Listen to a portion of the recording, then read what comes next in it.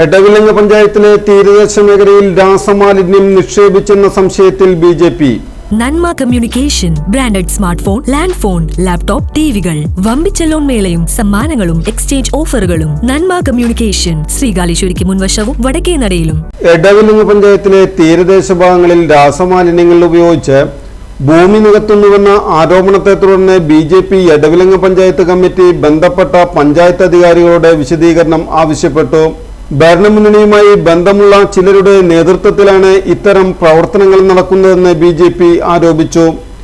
ജനങ്ങളുടെ ആരോഗ്യത്തെയും പരിസ്ഥിതിയെയും ഗുരുതരമായി ബാധിക്കുന്ന രീതിയിലുള്ള പ്രവർത്തനങ്ങളാണിതെന്നും ജനിക്കാനിരിക്കുന്ന തലമുറകളുടെ ആരോഗ്യത്തിന് പോലും ഭീഷണിയാകുന്ന രീതിയിൽ രാസമാലിന്യങ്ങൾ ഭൂമി നികത്താനായി നിക്ഷേപിക്കുന്നതായും നേതാക്കൾ ചൂണ്ടിക്കാണിച്ചു.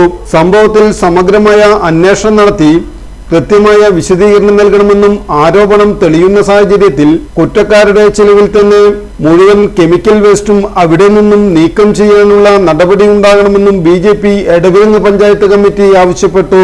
ബി.ജെ.പി. തൃശൂർ സൗത്ത് ജില്ലാ general secretary KP. Unnikrishnan, BJP. Edavilanga മണ്ഡലം president Prince Thalassery, general secretary Subeesh Chethippadath, panchayat പ്രതിപക്ഷ നേതാവ് ഹരി മാങ്കര തുടങ്ങിയവർ സ്ഥലം സന്ദർശിച്ചു. അതുപോലെ തന്നെ എടവിലങ്ങയിൽ കുറേ സ്ഥലങ്ങളിൽ രാസമാലിന്യം കലർന്ന കൽപ്പൊടി ഇട്ട് നികത്തിയ ഒരുപാട് ഭൂമികൾ ഇപ്പോൾ കാണാൻ സാധിക്കും. എല്ലാ ആളുകളും അതുമായി ബന്ധപ്പെട്ട അതിൻ്റെ പ്രതിഷേധത്തിലാണ്. ഇപ്പോൾ ഇന്നലെ ഇവിടെ നിന്ന് അറിയാൻ കഴിഞ്ഞത്, ഇപ്പോൾ എടവിലങ്ങ് പഞ്ചായത്തിൽ അഴീക്കോട് റൂട്ടിൽ ആണ് ഈ ബിൽഡിംഗ് പണിയാണ്. ഈ ബിൽഡിങ്ങിൽ ഏതാണ്ട് 100 ലോഡ് കൽപ്പൊടി, ഈ രാസമാലിന്യ കൽപ്പൊടി ചേർന്നതാണ് ഇവിടെ നികത്തി, ഈ തറ നികത്തിയതെന്നാണ് ഒരു സംശയം. കാരണം ആ കൽപ്പൊടി എടുത്ത് നോക്കുമ്പോൾ സ്വാഭാവികമായിട്ടും അഴീക്കോട് മേഖലയിൽ അടിച്ച കൽപ്പൊടിയുമായി ബന്ധപ്പെട്ട ആ രീതിയിലുള്ള കൽപ്പൊടി കാണുന്നത്. അതുമാത്രമല്ല, എൻ്റെ വാക്ക് കഴിഞ്ഞപ്പോൾ തന്നെ ഈ കൽപ്പൊടിക്ക് നികത്തിയിട്ട് പെട്ടെന്ന് പോയിട്ട്, അതുമാത്രമല്ല ഈ ബിൽഡിങ്ങിൻ്റെ ചുറ്റും ക്ലേ അടിച്ചുകൊണ്ട് ആ കൽപ്പൊടികൾ മുകളിൽ ക്ലേ അടിച്ച് കാണാതാവുന്ന രീതിയിലാക്കിയിരിക്കുന്നു. ഇതൊക്കെ വലിയ സംശയത്തിനിടെ വരികയാണ്. ഞങ്ങൾ തീർത്തും സംശയം. കാരണം വെച്ചാൽ ഇപ്പോൾ ഇവിടെ അഴീക്കോട് സമരം നടക്കുന്നു. ആ സമരത്തിൻ്റെ പുറകിൽ ഉള്ള ആളുകൾ ഈ ഭരിക്കുന്ന ആളുകളില്ലേ, ഇപ്പോൾ എറിയാട് പഞ്ചായത്ത് ഭരിക്കുന്ന LDF നേതാവ് തന്നെ ആ വിഷയത്തിനെതിരെ കൊടുക്കുന്നുണ്ട്. അപ്പോൾ സ്വാഭാവികമായിട്ടും ഭരിക്കുന്ന ആളുകളാണ് ഈ പ്രാദേശിക ഭരണകൂടം ഭരിക്കുന്നത് LDF ആണ്. എടവിലങ്ങും എറിയാടും ഭരിക്കുന്ന LDF ആണ്. അതുപോലെ ബ്ലോക്ക് പഞ്ചായത്ത് ഭരിക്കുന്ന LDF ആണ്.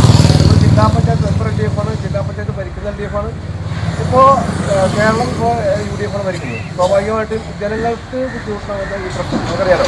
രാസമാലിന്യം കലർന്ന ഈ കൽപ്പൊടി അടിച്ചു കഴിഞ്ഞാൽ ആ മഴയത്ത് അത് ഒലിച്ചു പോയിട്ട് അതിൽ നിന്നൊക്കെ ഒലിച്ചു പോയിട്ട് ഒരു ഉന്നതിയാണ് ഇവിടെ, വലിയൊരു ഉന്നതിയുണ്ട്. ഒരുപാട് വീടുകളുള്ള ഉന്നതിയാണ്.